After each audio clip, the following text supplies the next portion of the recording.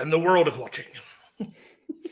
Welcome to Speaking of Strong Style, where we discuss the news, issues, and events surrounding New Japan Pro Wrestling. I'm Stephen Conway. With me, as always, Jeremy Finestone. We are contributors to the Fight Game Media Network. We are getting this week started. We didn't have any shows to watch this past week. It was a very odd feeling. I didn't realize that until like Sunday. It was just one of those, like, I figured there's just always a show. You know, there's always something. And I was like, oh, there's nothing. I'm going to watch some Quantum Leap. Well, we had a tremendous week there of leading up to this with the shows, you know, the semifinals and the finals and everything else. Now we have a chance to sit back and digest it a little bit. There are still some big events coming that we're going to be taking a look at. We're going to look at some changes for the multiverse card. We're going to talk about AEW Dynamite briefly, which has a New Japan flavor to it. And we mentioned the road to Sakura Genesis is coming as well. So we have some other events as we head toward that big one there, Sakura Genesis at Ryogoku Kokujikon in early April. Just as a reminder, by the way, we're going to have this up as an audio podcast a little bit later tonight. We are officially now, finally, after weeks of haranguing with the Apple Podcast folks, we are on there. We are on Apple Podcasts. You can find the show there. I put a tweet out with the feed catcher. Exactly. And make sure you rate us, review us, give us 5-star review. It really, you hear that all the time, but it really does help people find the show. So that does help a lot. But anyway, that is up. That'll be up later tonight. So there's all kinds of ways you can get this show here. And we're happy to be here. I am wearing my Chicago Cubs jersey. It's almost baseball season. I went crazy about the beginning of soccer season here. We call it soccer in the U.S., Colin. I'm sorry to offend. But and the British are the ones that invented the term soccer, by the way. We are getting close to opening day of baseball season, one of my favorite days of the year. So I got a question my Chicago Cubs, well on the way to mediocrity, as you can almost hear them already. I almost drafted a guy named Wes Nesky on the very end of my bench for my fantasy league. Did not make the cut, but I almost got there. However, I do have a very serious question for you. Okay. Have you bought your bag of kettle chips yet? Not yet. That is coming up. It is on the list of things I'm going to be picking up from the grocery store tomorrow. So the long-running gag, guys, is that Conway buys kettle chips on 2 days out of the year. 2 days. He buys it on Wrestle Kingdom, a.k.a. his birthday, and on the opening day of baseball. So I had that one queued up because I remember stupid shit like that. So those are the 2 days there. So I get it all out of the way now in March, and then I don't get to touch them again until January. So there you go. That is called resolution, my friend. The events coming up. So we've been talking for a while that Jeff Cobb, part of the United Empire, has spoken of challenging Kenny Omega for that U.S. title, the New Japan U.S. title, the one that Kenny won from Will Ospreay at Wrestle Kingdom. There it is. It is happening, and it's happening soon. It's happening this week. Here is I know that AEW doesn't acknowledge WrestleMania season so much, but it does seem like a lot of companies are putting together special things for this entire week. And again, I'm not saying that AEW is trying to counter-program WrestleMania. It doesn't quite work that way. But it's a big week for professional wrestling here in North America and around the world. And we're getting this match, and it's going to be right there tomorrow on Dynamite. Kenny Omega, Jeff Cobb for the IWGP U.S. Heavyweight Championship. Now, got to be for the main event, right? I would hope so. Kenny is a big deal anyway, and I think that he's going to make Cobb look really good. I'm excited about this match. At first, I kind of thought they were going to save it for a pay-per-view. With AEW, I expressed some reservations to you, Jeremy, and I'm going to revise them a little bit because I've been thinking about it since. I expressed some reservations about this being a TV match. I forget that AEW is far more willing than WWE to do a 20-minute honest-to-goodness match with a beginning, middle, and an end, not talking about getting thrown out of the ring so they can take a commercial break type, the way WWE does their TV matches, where there's interview segments in the middle of them and there's backstage crap and there's, like I said, the commercial breaks, which anyone can see coming. When I watch a WWE pay-per-view now and someone gets thrown out of the ring, I wait for the commercial to come on because that's how they always do it. AEW is better at that than they are, and I have a feeling that this could end up being a full-on 15, 20-minute excellent match. I expect Kenny Omega to retain the title. I don't see the point in doing a switch here, but I'm definitely looking forward to seeing this matchup because, Kenny is among the very best in the world. Cobb is tremendous, and it's an interesting clash of styles. A lot of people have been beating the drum for a while now that they want to see singles Kenny Omega, New Japan singles Kenny Omega doing Kenny Omega things.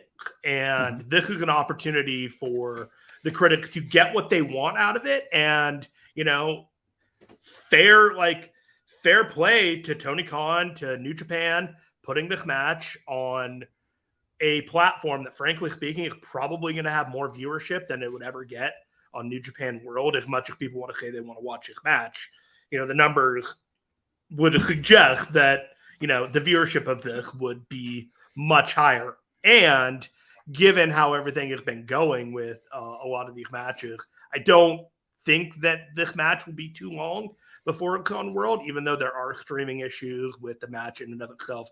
The fact that it is a New Japan talent on there and a New Japan title may allow it to be on World quicker rather than a delayed amount of time. I've been seeing a lot of Tony Khan produced matches with New Japan talent making their way onto New Japan World very, very quickly. So that's mainly my big question out of this is how does the broadcasting and streaming rights predicate this match making it onto World for those who want to see the match but don't immediately have Dynamite or, don't have Fight wherever they are.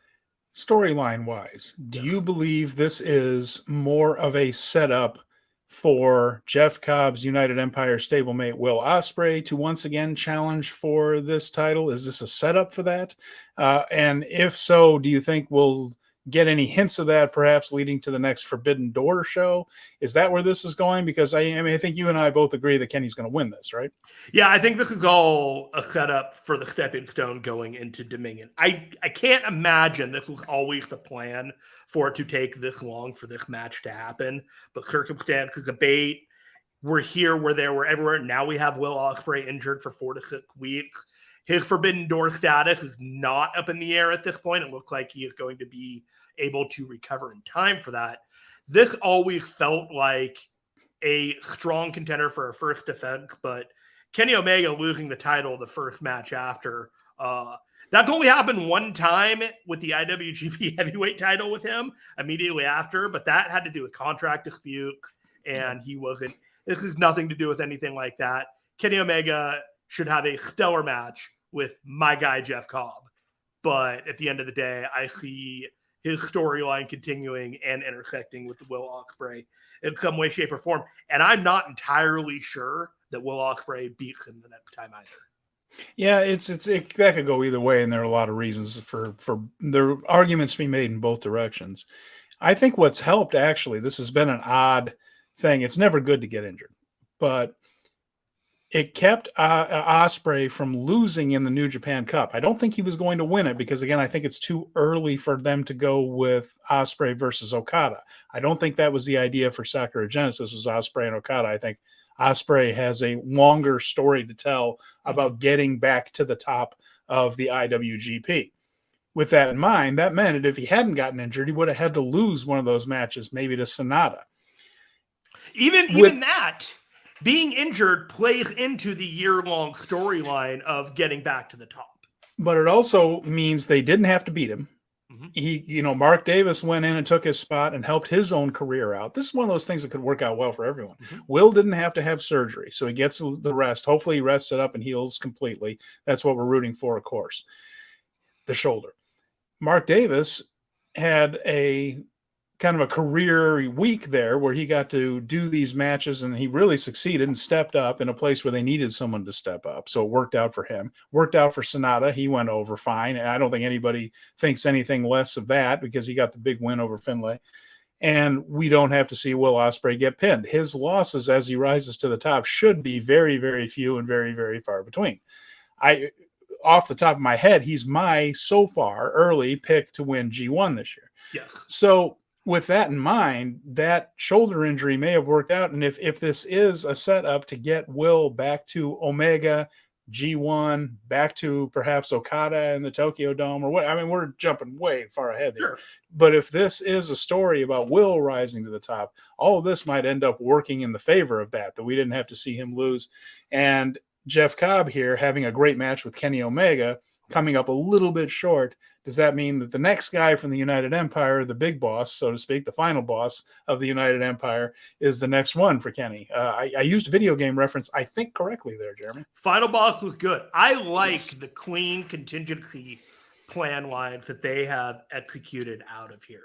You know, like Aussie Open needed something to elevate themselves even more so, because I kind of feel like if they had just gone according to plan with the Aussie Open push coming out of New Japan Cup, they wouldn't be nearly as hot as they are going into that match. Mark Davis did an excellent job elevating himself in that respect. So it was a disaster on the outset, but what came about of it was professionally thought out contingency plans that all worked out in such a way that it may not have made everything better, but it certainly didn't make anything worse. So, yeah, we will see how that goes tomorrow night, and then see where it leads after that. But AEW Dynamite there with Jeff Cobb and Kenny Omega. So a little New Japan on TBS. So like last week, we talked about Multiverse United, and we thought we had a card. So did they. So did Impact. Wow. So some changes. We mentioned Will. Will was supposed to be on the show against Speedball Mike Bailey in a match that everyone was fired up about. But there have been some changes. Of course, Will can't be there. And now, as it turns out, the champion, Josh Alexander, can't be there. Well, 2 champions. Yeah, you're right. And it's definitely disappointing that we're not going to be able to see that. Kushida, poor Kushida. Not even on the card anymore, right? No. What could they do? I mean, it is a tough one, but for Kushida, I mean, here he was supposed to get that run with Taiji Ishimori over the IWGP Junior Heavyweight title. That seems to have completely passed by. I'd imagine they'll eventually get back to him and that title somewhere down the road. But he missed that bus completely because he had the hand, foot, and mouth disease, that odd infection that he had. And he's recovered now, and he's about ready to challenge for the Impact title. And then the champion gets hurt. I guess a torn tricep, right? And so from a match in Mexico. Well, it shows you that it can happen anytime, anywhere. And numerous times we have seen people get hurt doing something completely innocuous. I remember, what was it, Pac, when he was still Neville, I believe, broke his leg just doing a baseball slide type of move that he did in every single match.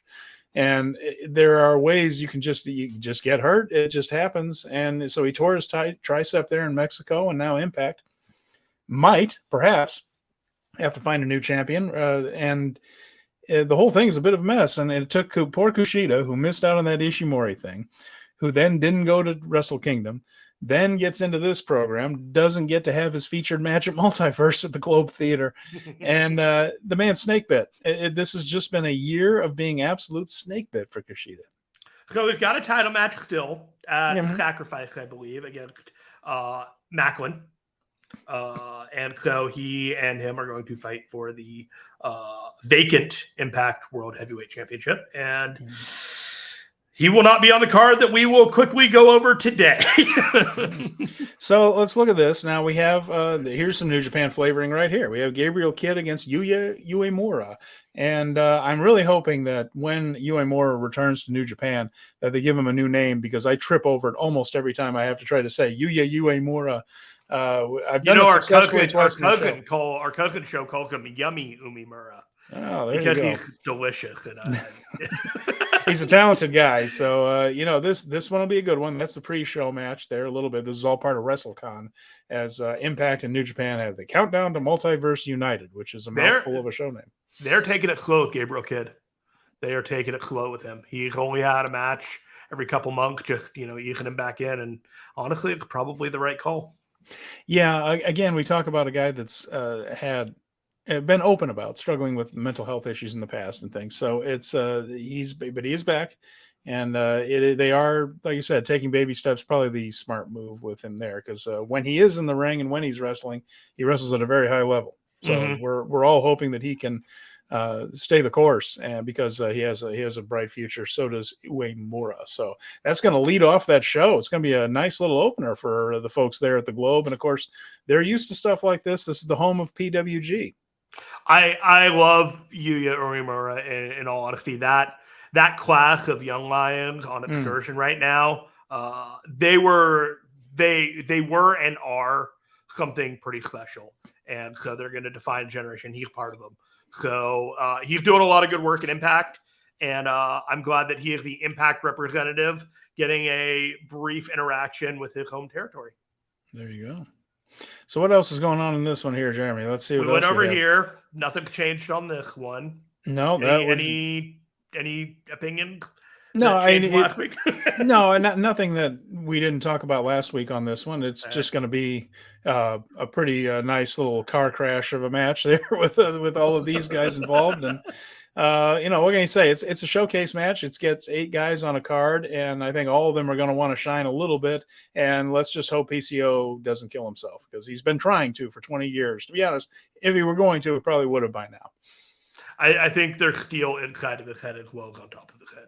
Man, this could be a great one. I'd love to see Aussie Open, but I tend to believe that Bullet Club will retain in a banger.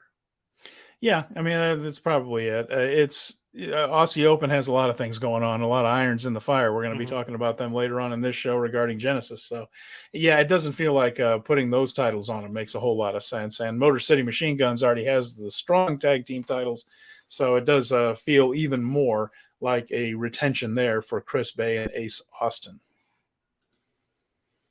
Back to this. Yeah. We got the Rocky Romero has no hair. No, so he does not. No, that match with Volador did not go his way. So the X Division scramble for the X Division title. I'm going to read this off here for the people on podcast. Trey Miguel, Frankie Kazarian, Rich Swann, Kevin Knight, Clark Connors, and the aforementioned Rocky Romero. And should be an air show. Should be exciting. It's going to be high paced. And that should be a pretty exciting one, but no changes in the lineup since we last talked. If you had to say which one was going to be better between the last 2 matches, the 4 tag teams or this X Division scramble, what would you put your money on? I think the tag match. I think the tag match, but it's not by much. It's not by much, and not a knock on this scramble at all. But those 4 teams are really strong. There's 3 teams in there that are regular. I mean, Bad Dude Tito and Shane Haste aren't the usual combination there, but both of them are very capable wrestlers. The other 3 teams are 3 of the better teams in the business, so I think they can do something pretty special. This one should be a lot of fun too. Sometimes these X Division scramble matches tend to be a little more chaotic than storytelling. Maybe the tag teams will have a bit of a story to it more than taking turns doing big spots, which will be entertaining. I'm not knocking that. Wrestling's a variety show. There's supposed to be different things on a card. The tag team match I'm leaning towards, but this one might steal it. So I'm looking at both of these matches, and every year when we have this like wrestling convention weekend, there's something on like Thursday or Friday that people are talking about. This is a potential match of the year candidate. And by the end of the weekend, it is completely forgotten. And I feel like we have like a formula for one of these matches on this show. I just don't know which one it is. There you go. Yeah. I think you're probably right. Oh, man, I just put it in my veins. The strong open weight title. So we have a straight up New Japan match on this one. We have the New Japan Strong open weight championship match. Kenta, the newly crowned champion, against Minoru Suzuki. And that is going to be a match that's going to be hard hitting. It'll have intensity. It'll be exciting. I think Kenta's probably going to win it. They don't usually switch that in the very first defense. And Minoru Suzuki has business back in Japan. So for Kenta to lose this thing to Minoru doesn't make a whole lot of sense to me. But I think both of these guys could end up in the mix for the never openweight 6-man titles back in Japan. Of course, Suzuki already holds the title with Ren Narita and El Desperado. And I think they might have plans for Kenta, Phantasmo, and Chase Owens down the line as far as being challengers. So what could come of this in the future, more future battle, these two. I'm going to predict Kenta holds on to this title. and probably has to get into the cold pool or a bucket of ice afterwards, because I think they're probably going to put some bruises on one another in this one. I'm kind of getting the vibe that Kenta's going to be a lot more stateside than some of the other New Japan talent. He has got that strong title, and that's typically a stateside defended title. And it's going to be in Philadelphia. It's going to be in DC. I'd imagine he's already got matches lined up. So is this a guy that's just going to be going everywhere back and forth between Japan and the United States more so than anybody else? Because if you're right, if he's doing the trios, the never openweight 6-man title, the trios matches with strong style, then man, he's going to have a lot on his plate. And Kenta in the past has always been like, is your body going to hold up? And man, I just hope it holds up. Well, you're right. And it doesn't have to be right away. I mean, right now, Suzuki, Desperado, and Narita have their rivals with the House of Torture for those titles. So they're going to defend them against somebody else. And then there's a little bit of build-up time. So it is not as the movie I watched the other weekend, Everything Everywhere All at Once. But it is. Well. Well, yeah, I really enjoyed it. But it's something that I think they might be setting up for in the future with these guys. But either way, this should just be a terrific match in the middle of this card.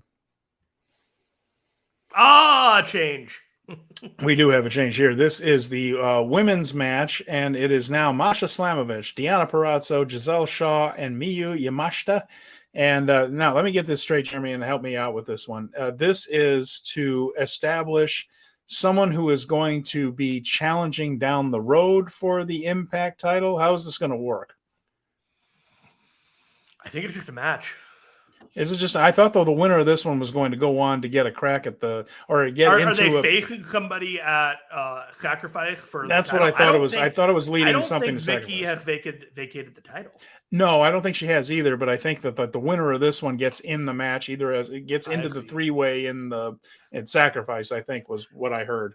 I am not. I have to double check that. I will know by the time I do the review show for Break for Impact. Cheap plug, live review of Multiverse United. But I will say this is a more interesting match to me. You think so? Mickie James was going to win the match otherwise. Yeah. Now it's up in the air. It is a completely interesting dynamic in which one of these four, and arguably the 3 best women in Impact, and Miyu. I mean, she's probably better than all of them, but that's low key obvious. It's just going to be.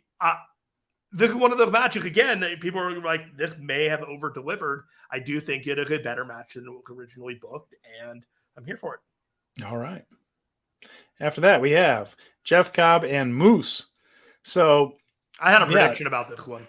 You got a prediction about this one? I had a prediction, and I don't think it's going to happen now. Last week, I got on my soapbox, and I told everyone, there's a challenge to Kenny Omega out there, and Jeff Cobb said he's going to go to St. Louis and challenge him. What if he challenges him, and then Kenny Omega shows up the next night and to mess with Jeff Cobb? I don't think that's going to happen, because I think the match will be over, and Jeff Cobb will be coming off a stinging, bruising loss. And, well, the question is he going 0 for 2 nights in a row? Yeah, who knows? And of course, with Moose and Jeff Cobb, it's going to be just the probably a better worked version of the Omos Brock Lesnar match that we're going to be seeing at WrestleMania, where it's just 2 incredibly strong guys throwing each other around. Good luck, Brock. Bless your heart. My heart goes out to you for being stuck with this one. Good luck to you in trying to make that match work. For Moose and Jeff Cobb, they're in there with somebody who is also very good at this type of thing. So this match should, for what it is, again, we're talking about a variety show. This isn't going to look like anything else on the card. This is going to be 2 very, very strong men doing very, very strong things to one another, and a lot of power moves. Should be pretty fun to watch. And this was the first match that they advertised that said, okay, I might be here for this one. There you go. And we'll see how it turns out. Now, Will Ospreay, of course, had to withdraw. So he was replaced by Hiroshi Tanahashi, taking on Speedball Mike Bailey. And Mike Gilbert last week on the show talked a little bit about what this meant for Bailey and how this is going to be a different type of match for him. Nevertheless, it should be an interesting one. Of course, Tanahashi, one of the smartest workers on the face of the earth. and he will figure out a way to make Mike Bailey look like $1 million here and still get himself over, because as when it comes to something like that and helping to elevate a guy, and not that Mike Bailey needs a lot of elevating and impact. I mean, I think people know what he's capable of, but I think Tanahashi is going to make him look real good here. I also asked something last week. A little bit of momentum for this one. I asked, what if you got Tanahashi for more than one date at Impact? Mm-hmm. And it was one of those things that was kind of like, I don't think that happened, you know? And then the more that I thought about it this last week, why not? What exactly is going on with Tanahashi right now that would preclude him from doing a couple of dates here, there, and be in the world title picture to give it some elevation and leverage in the absence of Josh Alexander, unable to do the honors towards the next potential title holder, as it were. Is it really that out of the question with the relationship between the two companies? I suppose it's not. And Tanahashi right now is, like I said, in New Japan, doesn't really have a storyline kicking in. He's going to be teaming with Okada a little bit more. That's something that could go on, but you can certainly work around that. That's not going to be a consistent thing. That's going to be something they do every once in a while. So if there's a thing where they feel like they can use him or bring him in a way that would help the show, help get somebody else over, he's, like I said, he's one. He would immediately legitimize the world title. Like, yeah, sure. Just him fighting for it makes it feel more valuable. It's something for Tanahashi, right? Yes. All right, I think we nailed it on the multiverse. We shall put it in the books, I guess, right? Yeah, I suppose so. I mean, that's the only other. Yeah, no, we didn't mention all the shows. So poor KUSHIDA just once again bumped off there at the last second. So as we move forward from there, we're going to go through WrestleMania weekend and all this WrestleCon stuff going on. When we come back, well, not as we come back, while all that's going on, the road to Sakura Genesis will begin for New Japan. They will hit the road once again with shows.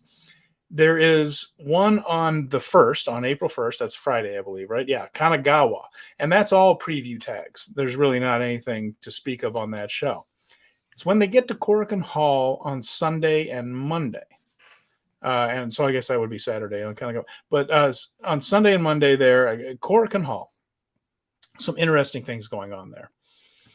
There are preview tags, but we are also going to get Bolton Oleg's official debut at this show there on the 2nd. Oleg, Ryusuke Taguchi, and Shota Umino taking on the TMDK group of Kosei Fujita, Robbie Eagles, and Zack Sabre Jr. So obviously the way that is set up, one of the young lions there, either Fujita or Bolton Oleg, will be taking the loss in that one. They are going to protect Robbie Eagles since he's going to be challenging Hiromu. They're going to protect Zack and Umino since they have a big match coming up at Genesis. Taguchi is still a little too high up on the ladder to lose this one when there's young lions involved. So it's just a matter of who they want to put over in that sense, or put under, I guess, in that one, who wants to do the job. But yeah, Bolton Oleg, we saw him in that exhibition at Wrestle Kingdom, looked pretty good. It was very brief, like 3-minute exhibition match or something of that sort, but did not have the black trunks, did not have the black boots, was presented as a little differently than the other young lions. So I'm curious to see what we see in this match and how much he can do. He's had a couple more months of practice there in the dojo under his belt, but athletically, this guy apparently has it all, Jeremy. I'm going to say that Zack Sabre Jr. submits him in less than 5 minutes. Really? You think that's what they're going to do? I do. I think it's going to be one of those. Zack Sabre Jr. is going to make an example of Shota Umina's teammate in front of Shota. But you know they're going to give him some shine spots here. Absolutely. He's going to throw around Kosei Fujita like a ragdoll. But Zack Sabre Jr. is gonna finish him off at the end. That's my prediction. All right, fair enough. I'm curious to see. I'm excited. What he can do. Excited. Yeah. I'm excited. But they typically lose the hell out of these guys before they're starting to look good. Oh, sure. I mean, I don't think one of these guys is going to win, but they're not going to be the one that gets the fall. You know, there's either Fujita or Oleg will. One of them is going to lose the fall, and the other one won't be involved in it. So that's the thing. The King of Pro Wrestling Provisional Championship, Shingo Takagi and Aaron Henare in what is apparently a Muay Thai taped fist knockout match. The only way to win by knocking out your opponent, last I heard on this one. So Shingo versus Aaron Henare, yeah, blood sport type of match. Probably be really good. And this one, it could go either way. Shingo seems to be pretty heavily identified with this KOPW title, so I'm leaning 70% towards Shingo retaining.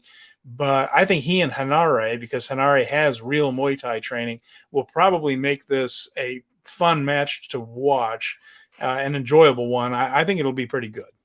I think it'll be good too. I'm more 85% that Shingo's going to win this match, in all honesty. Henare is a guy that is good to shine in brief moments, but people aren't there yet to see matches for him. He's just not at that point. People are there to see Shingo matches, and Shingo defending a title is a lot more attractive to a lot of people, especially more attractive to me. There you go. So we're going to look at this also on the 3rd at Korakuen Hall, 2 nights in a row there in the building. Okada and Tanahashi will team up once again to face SANADA and Taichi. This is an intriguing matchup on that card. And, Okada and Tanahashi mentioned before that in post-match comments, they wanted to team more together, wanted to become a more cohesive unit. Their win-loss record as a team hasn't been that great over the years. They've used that team to get other people over for the most part. Most recently, Bishamon, and that being Hiroki Goto and Yoshihashi. But here they have a match against SANADA and Taichi. Now it's curious that somebody has to lose this one here, Jeremy. It's I think I know who's losing this match. You think it's Tanahashi again? I think it's Tanahashi. You think so? Yeah. Tanahashi. It feels with this new angle and this new just 5 guys group for SANADA and Taichi, it feels a little early for either one of them to be dropping a fall, doesn't it? Mm-hmm. It seems very, very early. I think SANADA threatening with his finisher on Okada's tag partner is the organic way to go in this, much like Zack Sabre Jr. brutalizing Shota Umino's teammate in the previous match that we mentioned. It's just, pro wrestling, building to the match and the outcome that we want to see or hope to see. And that's going to lead to a greater debate. People talk like, is SANADA the guy to beat Okada? That's been discussion I've seen places. I don't believe he's the guy. I think this is a feud to have a feud. But I don't know. Could you see SANADA beating Okada? Normally, I would say that it would be about the time to do it because Okada has such a singles record against SANADA. Okada has a 8-1 record in singles matches against SANADA. The only loss, the one that SANADA won, was in the G1 when they teased a 30-minute draw, and I think they went over 29 minutes, but he pinned him in the closing seconds with the moonsault, if I remember right. It's been a little while. So normally you would think so. This isn't a normal year for Okada. I feel like with all this stuff about putting him up as the next Inoki and things, I don't see them having him lose this one. And I think the feeling is losing to Okada hurts absolutely no one. He is in a stratosphere that is very rarely approached in the mind of New Japan. Anyone can wrestle him and lose to him, and you don't think less of them for doing so because it's Kazuchika friggin' Okada. With that in mind, I do think SANADA is going to have a hell of a match. It'll probably go close to, if not over, a half an hour, and in the end, he will succumb to a Rainmaker. But I think that the whole storyline here is that now SANADA is officially one of the head of the faction top guys in the company. And you can do that by having a great match with Okada and moving on from that. I don't see him beating Okada right now, but the chances aren't zero, I suppose. But if I were a betting man, that's where my money is. Yeah, I think I'm with you on this one. I think at the beginning of the year, I made it pretty clear to you that I thought the long game was Ospreay finally beating Okada next year at Wrestle Kingdom, and anyone beating Okada before then potentially dilutes that, minus a G1 competition something like that. They have something special this year with the story that they're telling overall, and with the people that they're building. If they can hold off just a little bit, build all these guys up, just 5 guys, the new Bullet Club with Finley, Strong Style, all these new factions, TMDK, that will make the landscape of 2024 much more potent when there is potentially a new champion after Wrestle Kingdom, and people are coming after them after they've strengthened their own reserves and factions and elevated themselves naturally over the course of the year, rather than shotgunning these new turns and these new personalities and making you believe in the strength of them by sheer domination of the card. You know, like trying to do the evil thing a few years ago when he beat Naito and gave him the title and just forcing that change upon the crowd, whether they were into it or not. It kind of blew up in their face, in New Japan's faces a little bit. So it would feel impulsive if they did it. Would it be the wrong call? I don't know. Instinctively, I wouldn't want it to happen. It has not felt like in the past with LIJ, important to note, with LIJ, that SANADA had the charisma to be the world champion, the IWGP champion. I am curious to see if we get a little more out of him with just 5 guys. If Taichi and Taka Michinoku could bring a little bit more out of SANADA. He was always a great wrestler. He always had good matches. But the question was, did he have the charisma? Did he have that? Can he get the people behind him, all that kind of stuff, or against him for that matter? And I'm curious to see what being with just 5 guys does for him. And right now, I feel like it's too early, but perhaps the story is that he can get back up there. Maybe the real run is SANADA and Taichi, which I've been stumping for them to be a tag team for a while, because SANADA has done his very best work as a tag team wrestler with Evil. That was a good team. And I think he and Taichi can be something special on that end as well. And there's a lot of time to tell that story. But I just don't feel like I don't feel like SANADA is going to win this one. But I am curious to see if just 5 guys brings out a different side to him that we haven't seen yet. Let me ask you this. Do you think that if the company were serious about going forward with SANADA, that they at least would have had the match graphic reflect his new makeover? Well, I guess that's probably tells you what you need to know there. So, yeah, although the makeover does help a lot. It's pretty good. It's a good makeover, about 10 years younger, and he feels renewed. Never Openweight 6-man tag team titles will also be part of the show on the 3rd. That's Narita, Desperado, and Suzuki against Evil, Yujiro Takahashi, and Sho. I expect shenanigans. I expect a lot of that, but I also expect the champions to hold on to those titles. I just feel like the House of Torture has done everything with those titles that they can do. I feel like it would be a big step back for those belts and the whole Narita Suzuki storyline as the guys that seem to have joined together in the spirit of strong style, whatever you want to say that is. So I think this is going to be retention as well here. Again, Evil, Yujiro, Dick Togo, Sho, they'll all be in there. They'll all be charging in with the Garrett like always. But I feel like in the end, they're going to end up doing the job here. The whole thing is just wait till Daddy Minoru comes home. He was gone over for this, and they took advantage of him not being there. And when those 3, I think hell will be paid.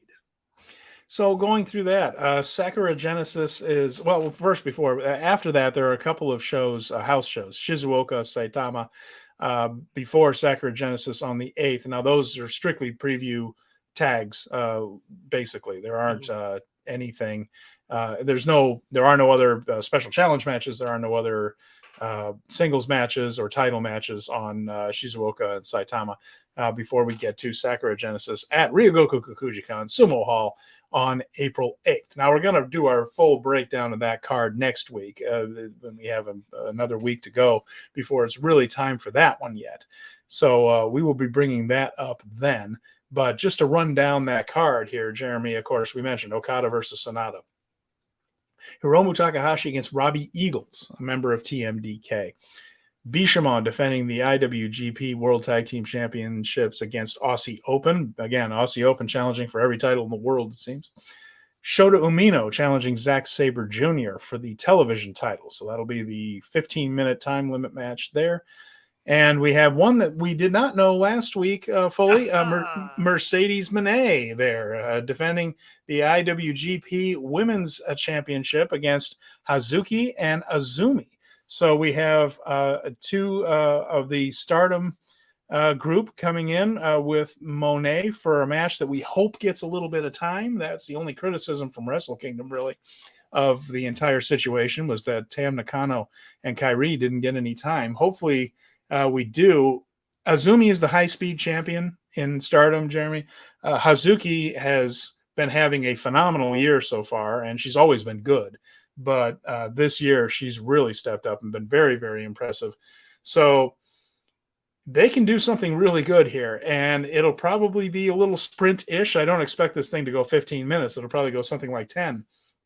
I was going to say, I think 10 to 15 minutes, somewhere in there is how much you should expect to get out of this match on the middle. And if you watch Stardom, a lot of their matches are in that zone. Like non-title matches have usually 15-minute time limits, main events 30, that type of thing. They don't go an hour in Stardom much. So what you're looking at here are two people that are very, very good at these type of sprint matches, and Mercedes Moné, who is pretty much good at everything. So I think this could be a lot of fun. And Azumi, this is a crazy thing, Jeremy. She is 20 years old and a 9-year veteran. She began wrestling when she was 11.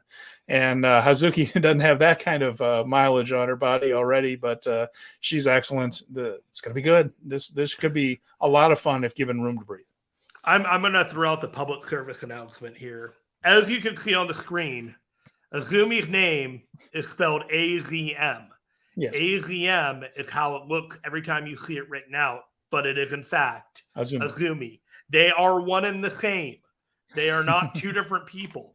That was a mistake that I personally made at some point, not realizing that Azumi and AZM were not the same person. So. And just to confuse things further, Hazuki used to have her name stylized as HZK.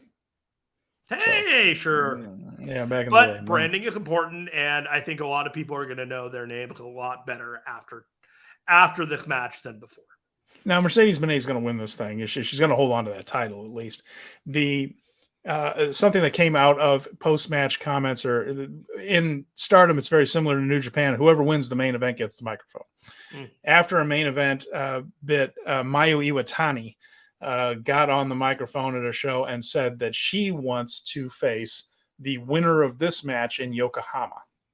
Mayu Iwatani is one of the best female wrestlers of all time.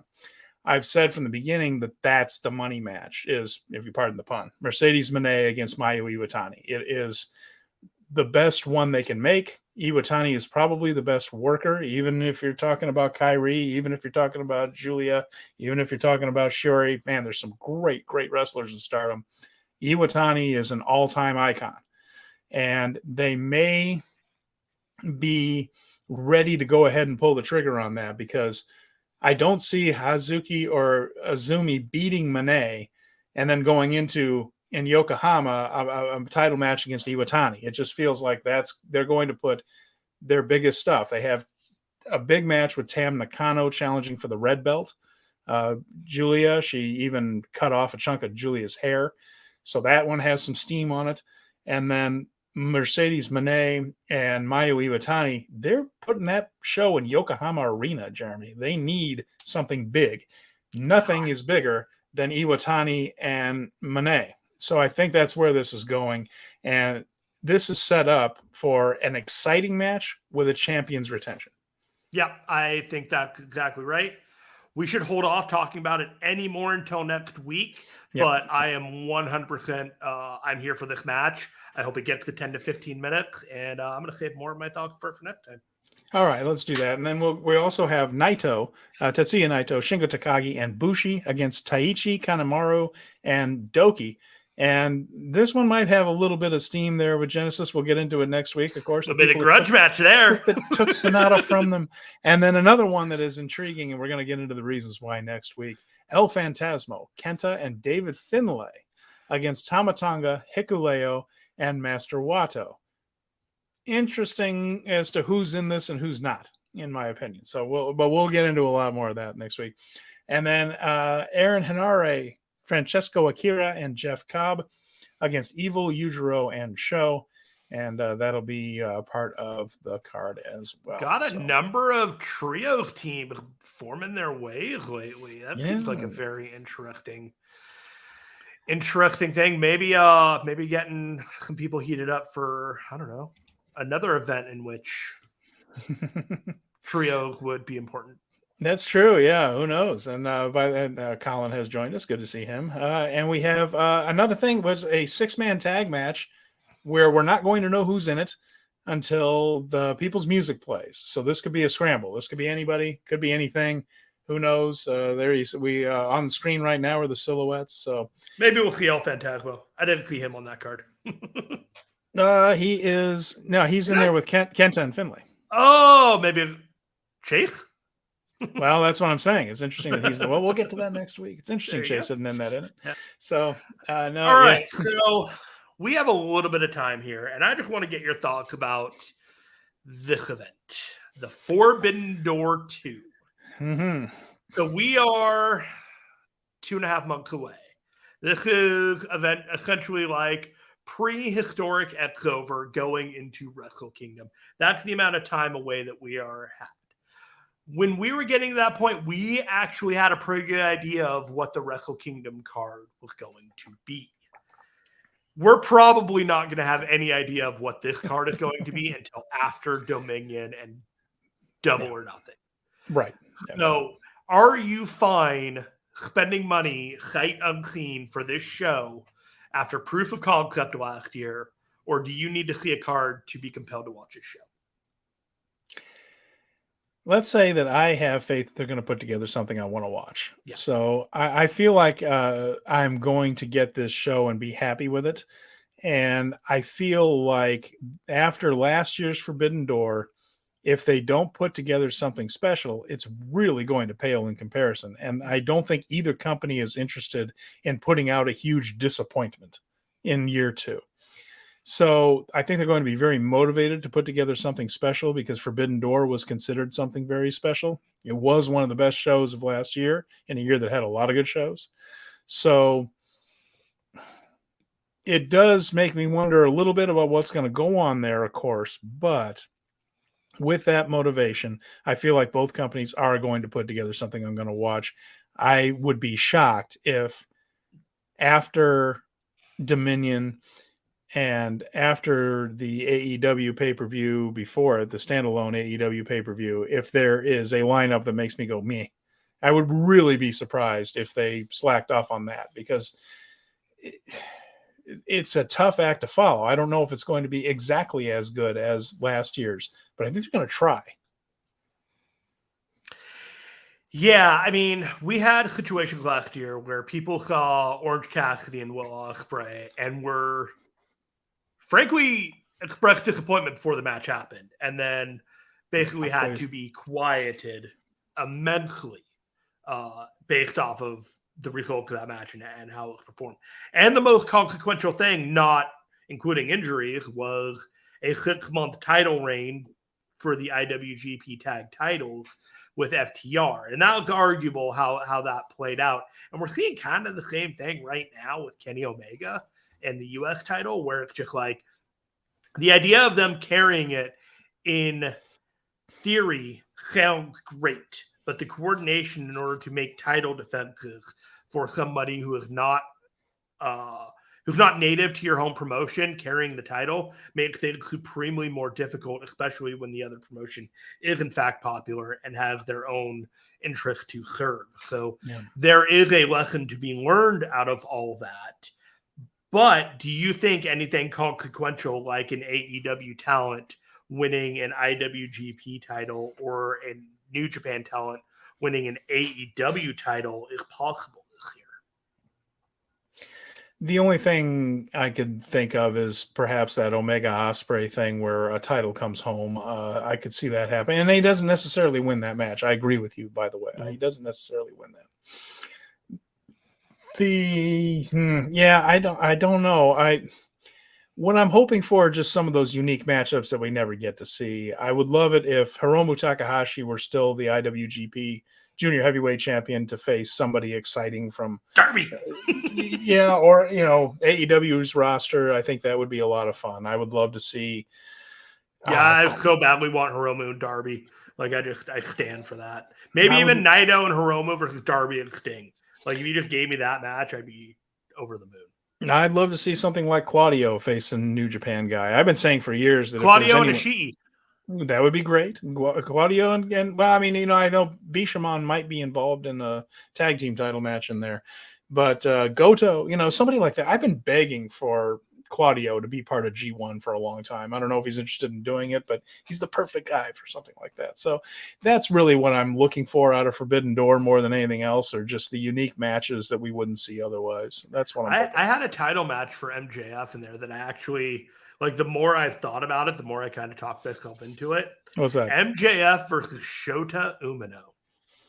No, it would be the ultimate babyface versus heel type of situation, wouldn't it? Hey, there's something about the understudy of the guy that took the title that MJF took the title from, trying to get the title back. I don't know. Like, it could work. I don't know if it's the dream match that everybody wants, but I don't think you're going to get MJF versus Okada this year if they're both champions. So I'll throw one out. Samoa Joe, Shingo Takagi. Oh yeah, sign me up. Yeah. I want these two to beat the shit out of each other. I don't want either of them to be healthy until the G1. As long as I don't have to stand near either one of them while they're doing it, I'm fine with that. Yeah. Oh man, Jeff Cobb and Powerhouse Cobb. Yeah, see, something like that. It could be fun. I'd be into it. Ben, cameo there for the dog. But Colin has mentioned that he wants Stardom involved at Forbidden Door too. Very possible. Who knows? That could be a thing. That could be a little. Yeah, I mean, you could definitely do something like that. It would be very interesting to have somebody, some of the Stardom folks, come over for that and be part of it, especially with some of the AEW women there. So I wouldn't be upset about that at all if we got to see something like Jamie Hayter against either. Jeez, I don't know, Tam Nakano or that against might be your Mercedes Moné. Honestly, if you wanted it to be a New Japan, like the only way that she shows up is through the New Japan side of a sponsorship, and that kind of skirts some issues. I mean, if you want your Britt Baker, Jamie Hayter, Mercedes Moné match, and you got one shot to do it, I feel like that's the place to do it, right?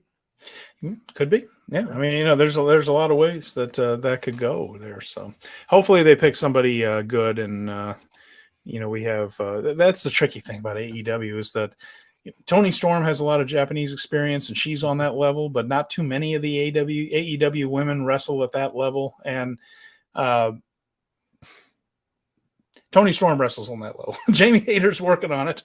The rest of that roster, I don't know. It would be hard for the Stardom. That's a lot of weight for the Stardom side to carry. There's a lot of water to carry. A lot of water to carry right there. And if you saw from the clips from the house show of Anna Jay and Britt Baker, let's keep them away from it. Let's just keep them away from it. So, Colin, we briefly touched on the card because they revealed it, but we are going to do deeper thoughts next week on Sakura Genesis for those listening at home.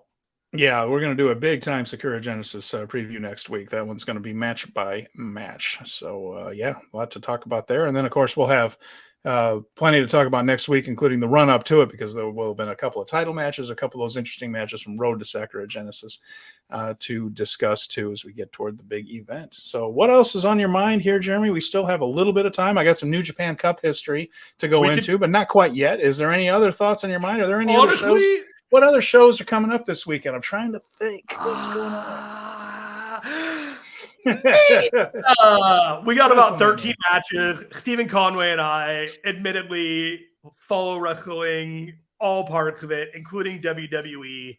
And because it was such a quiet week in New Japan, we decided we were just going to give our quick thoughts about the card of WrestleMania, go through it real quick, and then we can be satisfied that we recorded for due diligence exactly what we think. Everybody knows what we thought. we do not pretend to be the authority on the Fight Game Media Network about WWE. You want to go to the Wrap for that. You want to go to the Fight Game Media broadcast with Garrett and all that. There are other places. We're first mates on the Wrap. We'll show up and share our thoughts. We are. Oh yeah, we are bona fide, but we are not the consensus experts on the panel.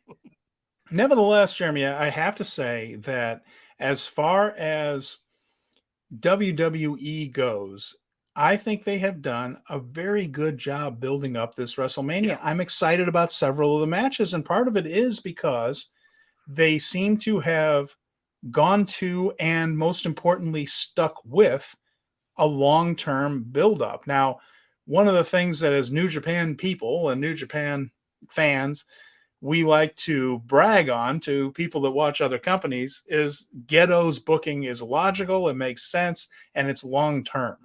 It's a long-term story that gets developed, and there's a beginning and a middle and an end to it. And we're always talking about how everything shifts on a moment's notice and everything's just built on a foundation of sand. They've switched it up this year. And this whole thing with Roman Reigns and Cody, the whole thing with Sami and Kevin Owens and the Usos, even some of the other stuff like Dominic and Rey Mysterio, all of these things have been going on. What's that? I'm here for it. But these stories have been developing for a year, more than that in some cases, in some forms, right? The Roman Reigns thing's been years, plural.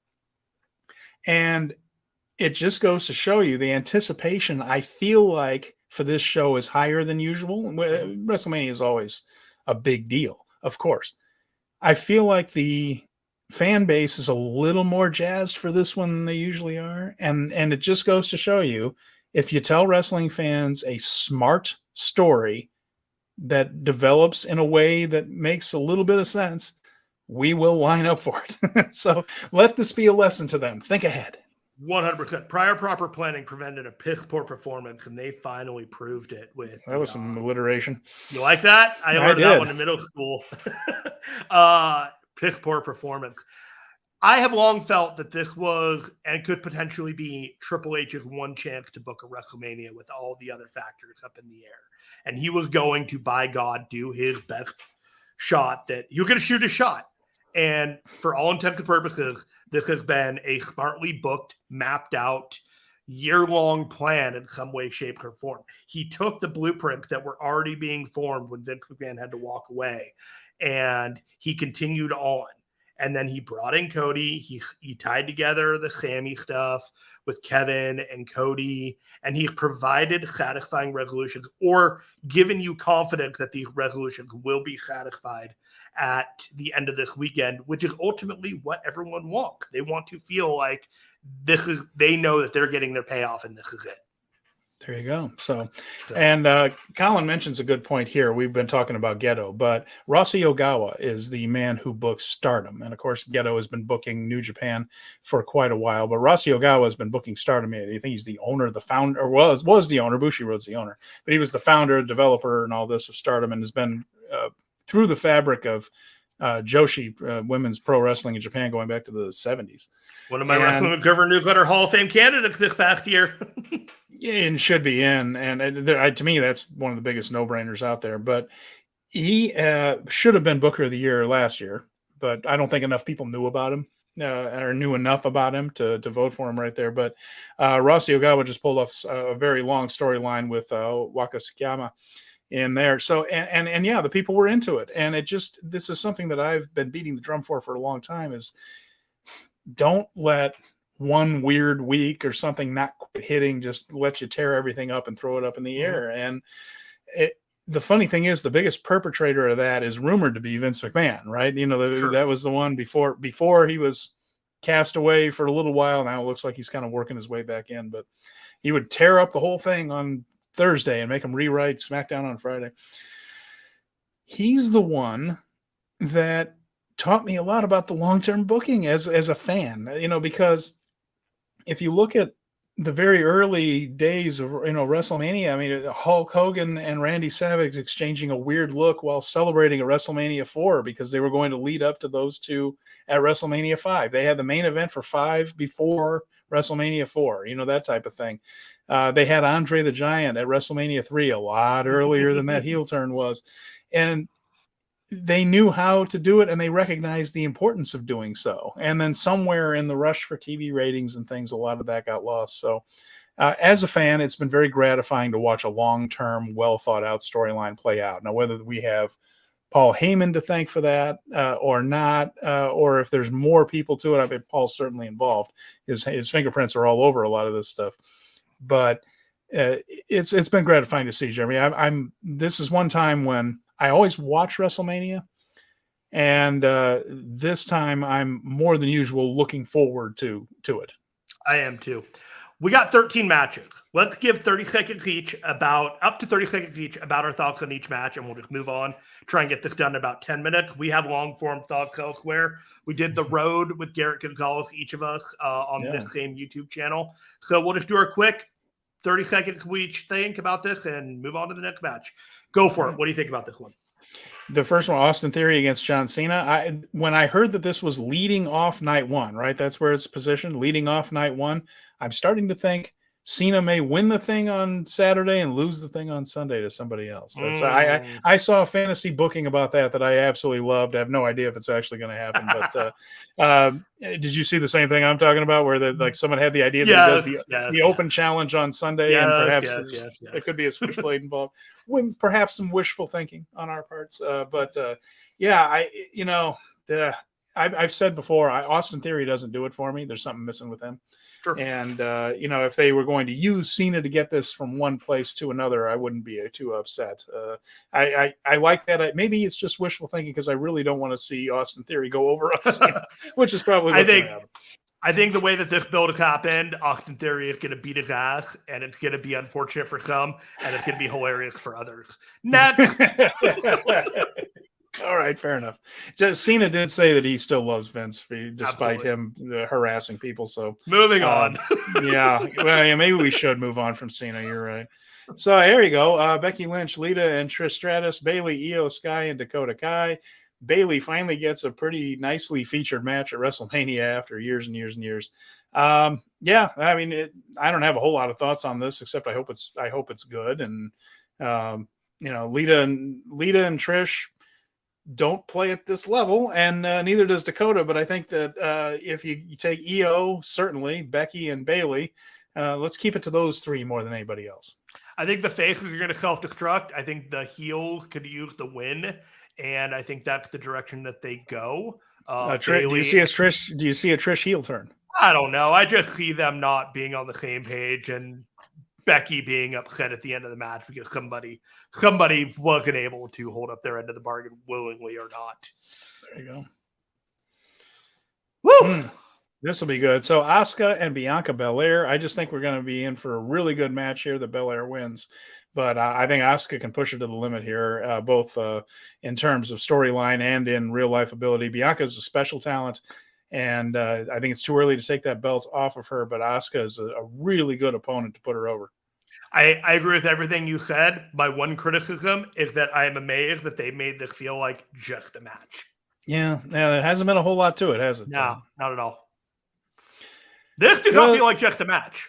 No, it doesn't feel like just a match. It feels like so much less. Brock Lesnar and Omos, boy, I mean, all they've been saying is that Brock can't give the F5 or the German to Omos, which means Brock's going to give the F5 and the German to Omos. Let's hope it's quick.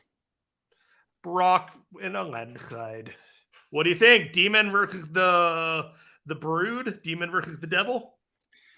Edge versus Finn Balor is what we're looking at here in a Hell in a Cell match. And this is exactly the kind of match where Edge can tie a boulder to a show and drag it down. And I have a feeling this one's going to be slow, plodding, and disappointing like most of Edge's big matches. There is a rumor buzzing that someone that is formerly affiliated with Edge, actually two people that are formerly affiliated with Edge, may be returning for this match. Wait a minute now. Wait, hold on. Now, of course, David Heath is the one. Gangrel is the one, the obvious one. The There are second potential rumors that one Christian could be returning for this match as well. On this day, I see clearly. I'm just telling you what I'm saying. They've done enough, haven't they? Can't we move on from this? I would hope that Balor would just win this thing and move on from it into a better position, because Judgment Day is a far more. No, I know. One of the greatest. Some of the greatest tricks they ever pulled are convincing fans that someone's an all-time great and they're not. And Edge is a perfect example of it. Ooh, spicy for a guy that likes FTR. The hey. Moving on. Hey, here we go. All right. Charlotte Flair and Rhea Ripley. Now, this is for the SmackDown Women's Championship. Bianca Belair and Asuka for the Raw title, the red belt. This one should be Rhea Ripley getting that win, because they had a pretty damn good match during the pandemic WrestleMania. Charlotte went over, and I thought they should have pulled the trigger on Rhea. If Rhea wins this match, and it's a good match, I think Rhea is officially what she's nominally been for the past 6 months, which is one of the very elite wrestlers, female wrestlers in WWE. She's been wonderful in this Judgment Day stuff, with the whole angle and working with Dominic and everybody else. I think this is the time for her to get that big win. Charlotte doesn't need it. Charlotte's a made woman. She does not need to win this match. Rhea does, and if she gets the big win at WrestleMania, I think it makes her a legit main event type of talent for them. This should be Rhea's time. Let's crown the Black Queen at the main event of night 1 of WrestleMania and move on with our lives, because this needs to happen. I am fully on board that these two can have a hell of a match together if they can get on the same page. If they can't get on the same page, there's only one person that I consider responsible for not getting on the same page with the other, because there is one talent here who has been giving 110% in every part of every angle that they participated in. And then there is another talent on this screen that has given less than 100%, it appears, because they have a boo-boo face. Well, somebody for a while there looked like they were trying to get the hell out, but we'll see how that seems to have dried up at least. Next, Drew McIntyre. Okay, well, this one we have for the Intercontinental title, Gunther versus Sheamus versus Drew McIntyre. This match is going to be terrific. It's going to be hard hitting. Doesn't even begin to describe it. These people are going to beat the living hell out of each other. And I have stated my personal preference for one-on-one matches more than triple threats, but these three are going to put on a heck of a show. My opinion is that they needed a situation, much like Kurt Angle, Chris Jericho, and Chris Benoit years ago, that they need to get the title off of Gunther without him losing. And so they built up Sheamus needing to get this title. It could potentially be Drew with a heel turn, taking the title for himself, or Sheamus pinning Drew for the title and closing that storyline pattern. Either way, the finish will not involve Gunther. That is my prediction. What do you think Gunther does then after this if he's no longer the Intercontinental Champ? Either Money in the Bank or King of the Ring, but they are going to heat him up for the world title. Let's do it. They September, October, I think he could be a guy that has the title by that point and going into Mania next year. Let's see something like that. I'm in. Yeah, that's my plan. He is dominant. He has shown that he has got the goods, and just strap a rocket on him. But don't beat him. I'm on board. We have what should be a fun tag team match here. This is Braun Strowman and Ricochet, the Street Profits, Alpha Academy, and the Viking Raiders. The Montez Ford and Ricochet are probably going to do something insane. Chad Gable is as good as anybody in the company. The Viking Raiders, in this incarnation, them much more improved than the comedy guys earlier. And this has the potential to have some fun stuff in it. It probably won't be a match that's remembered for very long, but I bet it's fun while we watch it. So I kind of think it's the Street Profits or the Viking Raiders that win this out. The self-destruction of the Alpha Academy is in full swing, and Ricochet and Strowman are a fun team, but they don't seem like they're going to sustain for too long. The other two are the team with the momentum, and it just depends on where you want to go post-Mania with the tag team championships. Angelo Dawkins is hoping that they win because he knows that the second they break that team up, he is going to be Marty Jannetty'd faster than any human being since Marty Jannetty. I do think that the Viking Raiders versus the Street Profits is an interesting matchup because one wonks the smoke and there's constantly smoke around the other guy. So they're made for each other. I'm just saying. Mutually beneficial. I caught you off guard on that one. I enjoyed it. And then we have the showcase match here. We have Liv Morgan and Raquel Rodriguez against Natalya and Shotzi and Sonya Deville and Chelsea Green and Ronda Rousey and Shayna Baszler. It's an all skate on the women's side here where we just get a bunch of people on the card. And how quickly I got this image recently because this is a hot off the presses image right here. Sonya Deville jumping in with Chelsea Green right there. Something Look at happened that with Photoshop Carmella. job on the top with Chelsea Green. Her braids have grids. Is there anything to add to this? I think it's Ronda and Shayna. Right. I think it's just they were supposed to win the titles, heat them up to be the first contenders after the titles, something like that. Yep, I think that's true. I don't understand why Ronda didn't want to be in the main event, but hey, go hang out with your friend. She has a broken arm too, so that took a lot out of it. So Rey Mysterio and Dominic Mysterio. Here's this is where the rubber's going to meet the road because Dominic has been wonderful as a talking heel in this feud. Now he has to wrestle, and that's not Dominic's strong spot.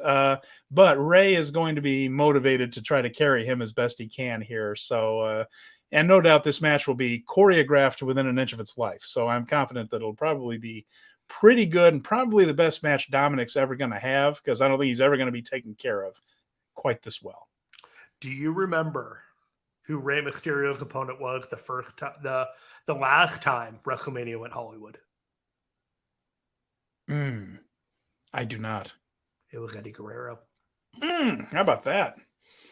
So, are we going to get the full family experience here? I think the whole thing is just this is going to be a production. It is going to be fantastic. It is going to pay off. Cast of thousands. I am here for it. Cast of thousands. Now, here's does Vicky get involved? That's the question. I don't think so. I would love to see it, but I would love to see her smack the living hell out of Dominic and smack the hell out of him and say, "Look, if she showed up, go home to your mom." Manager. If she showed up and was a manager with no, I don't want her as manager. Don't want her as manager. No. I don't know. Just a Nia Jax one and done. Oh God, no. What's next? Seth Rollins and Logan Paul again. This will probably be really good. Logan Paul's been great in every match he's had, Jeremy, and Seth Rollins is the kind of guy that can bring out something fun from him. I am not into Seth's character, but I am into Seth Rollins. I am into Logan Paul.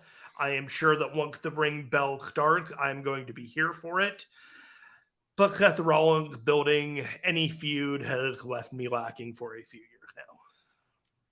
There you go. All right. Hey! Now we're talking. Now we have the Usos defending the undisputed tag team championship against Sami Zayn and Kevin Owens. This is one of the matches we have all longed to see. I'm predicting a title change here. I think this is going to be the big feel-good moment and probably the biggest feel-good moment of the entire weekend. Oh, well, no. I mean, because I think okay, Sammy has more goodwill toward him than any human being on this entire weekend. All of these shows, I want to say in the entire show, but they're two shows. Sammy and Kevin are a wonderful team. Of course, Kevin Steen and El Generico, one of the best teams in the world. I have no doubt they're going to slide right back into those abilities, and they're in with one of the truly. This is one they're going to say that the Usos is one of the greatest tag team in WWE history. Correct. They are one of the best tag teams in WWE history, and this match is going to be special. It's going to have a ton of emotion in it, and I cannot wait. I think we're going to get the switch, and I think it's going to be a lot of fun. Sami Owens with the haluva kick to Jey Uso in the corner for the pin. Book it, Dano. Should be great. And then, of course, Roman Reigns against Cody Rhodes for the undisputed Universal Championship. Build up to this one's been fabulous. And I did not mean that as any kind of knock on Cody, what I said about Sammy. I just feel like Sammy is on a different level as far as goodwill with the fans right now. But Cody is over as hell as a babyface. More than that, Jeremy, I feel like the fans and the company are ready for the switch. I think that And if Roman wins this match, what else is there to do? He has absolutely cleaned out the division. And I know that Vince is going to be sitting there probably pimping for him to stay there. The story is obvious to me, Jeremy. It is Cody winning the title his father never did. And his father, of course, came very, very close against Billy Graham in the late 70s. The pre-polka dot Dusty Rhodes, who was over as hell in Madison Square Garden and was a big attraction. And it was a very, very much part of the fabric of the WWF in the late 70s before he came back with the polka dots. There's a lot of subtext to this one. To me, I feel like Roman has done everything he can do as champion with this run. It's time. Time to make a new champion, time to have some fresh stuff on top, time to have the champion back on all the house shows. And Roman's done a magnificent job, and there's more for him to do, but I feel like now's the time to pull the trigger on this, don't you? Yeah. So the Raw after Mania last year was the giveaway. Cody came out there and said he needed to win a title on the biggest stage of them all. You know, he intoned before he got injured that it was all going to pay off next year at Mania when he wins the title that eluded his father, the whole deal. Mm-hmm. This has been set in stone, it feels like. I don't care about Roman 1000. I don't care about any of these other landmarks. If you do not belt Cody at this time, after all of this, after passing on Sami, after thinking that, you know, maybe it's not Drew at Clash of the Castle, whatever, it's time. Mm-hmm. This is, and I hate to even put it this way, Roman's the last vestige of the pandemic in its form. Like, he's the last reminder of a time that we can close the book. And you remember Cody was also in that pandemic, standing at the forefront at AEW, telling everybody as their leader in that empty stage. So you had two basic representatives of the pandemic from two different promotions, and now they're facing off, and you gotta finish the story. I hate to be, you know, so trite and use the hashtag that Cody is, but it's time.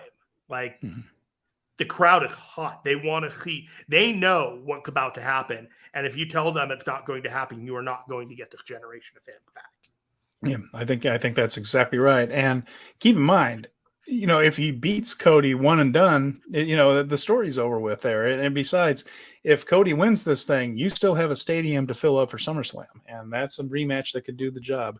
And then there's plenty of other things they can do. They can come. They've already woven Sami in there with Kevin and with Cody. So you've got the Usos and Solo Sikoa against those three at house shows leading up to the next pay-per-view, which could be a 6-man with Roman in that spot. Then, you know, there's a lot of ways you could do this, but it only works if Cody wins the title and they have a reason to keep after each other. I think Rhea stands tall night one, and I think Cody, Kevin, and Sami are all in the ring at the end of night 2 of Mania, celebrating with their titles and the newly deposed bloodline.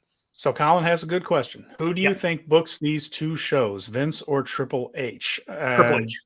I do too. I think Vince is probably going to try to shoehorn a little bit of input in there, but I do think this is Paul's weekend. There are fingerprints, but no, there are fingerprints. There are 100% fingerprints, but this is Triple H's show.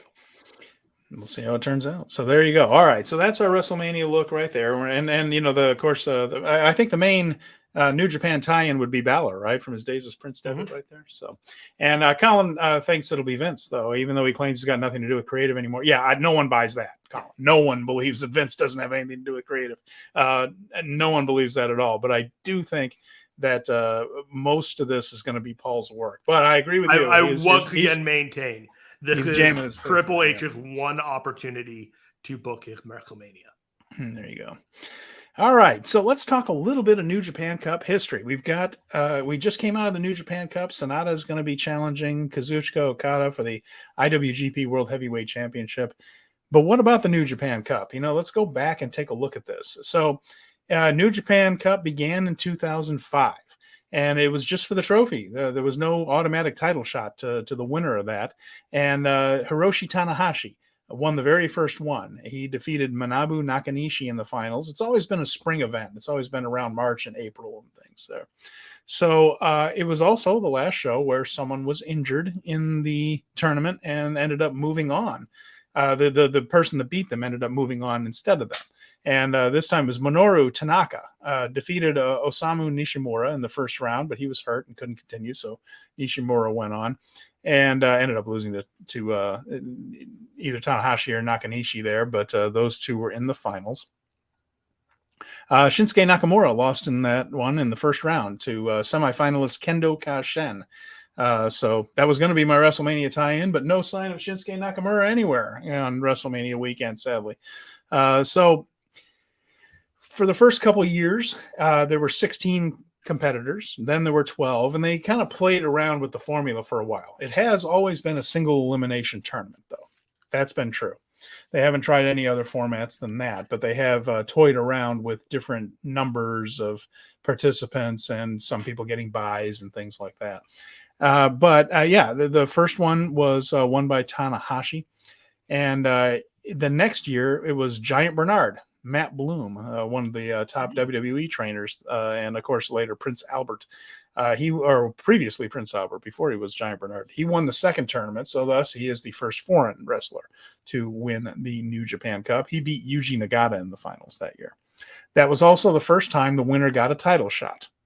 And so at year 2, they determined that the winner could challenge for whatever belt they wanted to challenge for. And that began in year 2. Giant Bernard challenged for the IWGP title against Brock Lesnar. Losing, but he lost it there. Did he have a knife on his chest tattooed yet? Not yet, I don't think. I don't think. Well, I don't know. When that happened when he was in UFC. So yeah, I think it was a little bit after that. So let's see. In 2007, Nagata became the first person to win the tournament and then go on to win the championship. So we're starting to get these little milestones here. So, and he defeated Tanahashi after winning the New Japan Cup. Yuji Nagata did there. So the tournament was dominated for the first several years by two people, Tanahashi, as I mentioned, and Hirooki Goto. This was his event for a while. Masahiro Chono has been called Mr. August because he did so well in the G1 year after year. Well, Goto had to be Mr. Spring, I guess, Mr. March, April, because Hiroshi Tanahashi won 2 of the first 4 tournaments. Goto then proceeded to win 3 of the next 4. So he actually won 3 times in 4 years. He is still the only 3-time winner of the tournament. But he also went 0 for 3 in his title challenges because, Goto just never quite got the championship run, the big belt there. So, let's see what else we have here. From 2011 to 2018, they settled into a format big time. Right. They had a 16-man field every year. And this is the beginning of the Gedo and Jado era of booking New Japan. So in the early 2010s, those two booked New Japan together, and they booked it together until 2015 when Jado went over to Noah because New Japan was working with Noah, and some of the things they sent over to Noah included Suzuki-gun, and then they also put Jado over there to help book it. So that was when we began seeing more cup winners win the IWGP title afterwards. There weren't very many title changes coming off of the New Japan Cup. The winner often challenged, but rarely won. Nagata did, but it didn't happen very often. It started happening a little bit more once Gedo and Jado got the book there. Since then, challengers are 6-4 going into this year. So a winning record for the challengers from the New Japan Cup against the IWGP champion. Going to be 6-5, sorry. There were some notables, though, going in. In 2014, Shinsuke Nakamura broke tradition and challenged for the Intercontinental title. He decided to go after Hiroshi Tanahashi, and that was an invasion attack that year. And that was part of Nakamura's storyline to establish the Intercontinental title as his belt and as a belt that could end up main eventing Wrestle Kingdom, which it did that one year when it was. That was so interesting when it happened. Because he was going to wrestle Hiroshi Tanahashi, and then Okada was defending the IWGP title against Tetsuya Naito, who had won the G1 that year. And then they had a vote as to who was going to be in the main event, and the Intercontinental title match won that vote. One of the reasons they don't do a whole lot of votes after that. No, that was the last time we saw that. And that led to something else because in 2016, what they decided to do was that Naito needed a little retooling because whatever was going on, they knew he was ridiculously talented, but he wasn't clicking with the audience properly. So that was why they sent him over to Mexico, put him with the Ingobernables faction, let people miss him for a little while. Where's Naito? No, there's Naito. And then they bring him back as the Los Ingobernables, Tetsuya Naito. Now you got a heel that'll draw.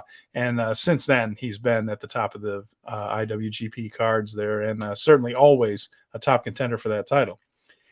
His first run came at Invasion Attack, and that was coming off the New Japan Cup. He won the New Japan Cup in 2016, and Naito did. At Invasion Attack is when he challenged Okada. That Invasion Attack in 2016, Jeremy, a big card in New Japan history. It was not only Naito's first IWGP title win, but in that match, Red Shoes Uno was bumped.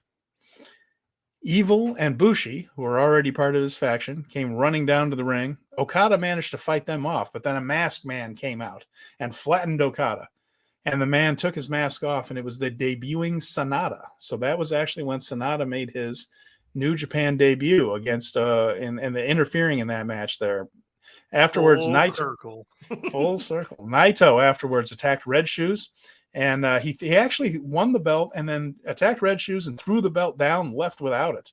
That was, and saying that his opponent was not Okada, it was Tadani, the New Japan president, and Gedo. And so he was in. Was that the beginning of his Intercontinental title distaste?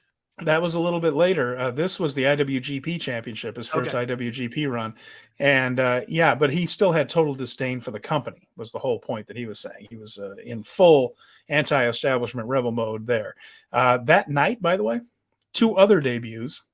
One was an actual full-blown New Japan debut. The other was the first straight tag team match for a key tag team. And that was Will Ospreay's first New Japan match since signing in.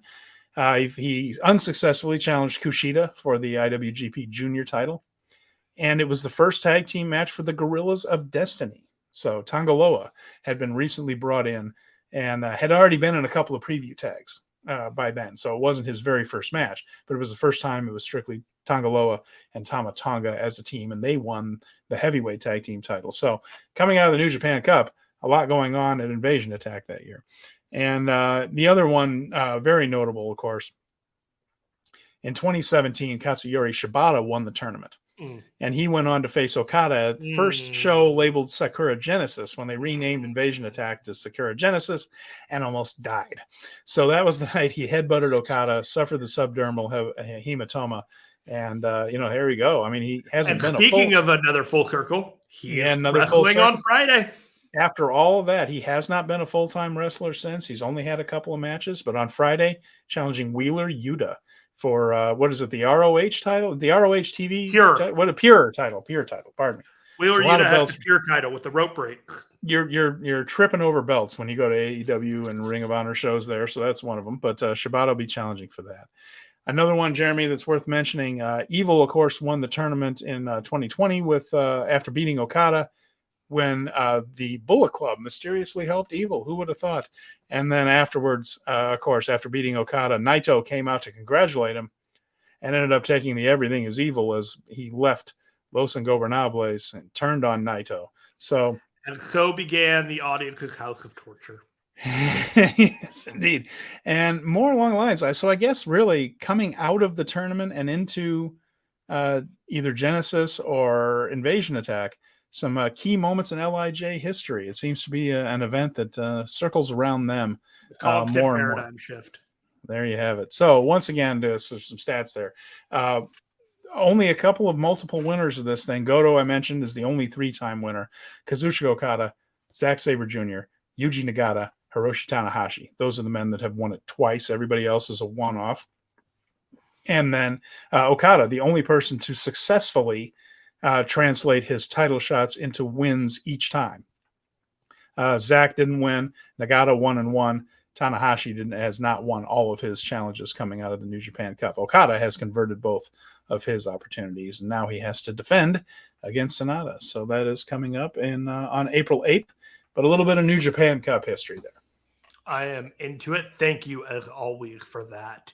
Anything else we got to cover? Should we just do the socials? Let's do the socials and we can head out of here. And of course, next week, more on Road to Sakura Genesis, and then we will break it down match by match and probably talk about some other stuff that happened over the weekend. I have a feeling it's going to be an eventful one. You can find me at Jeremy Finestone on Twitter. I only put up stuff about wrestling. The Speaking of Strong Style logo is my new avatar. So if you found that, you found me. Feel free to check me out there. Conway, your stuff. At Stephen Conway 88. ringsidereplay.com. And we're very excited. Don't forget to check out the podcast version of the show as well. So there you have it. Anything else, Jeremy, before we sign off? I just want to congratulate you on hitting this in under 90 minutes. Woo! Got there. We got in there. So we will see you until next time, my friend. Exactly.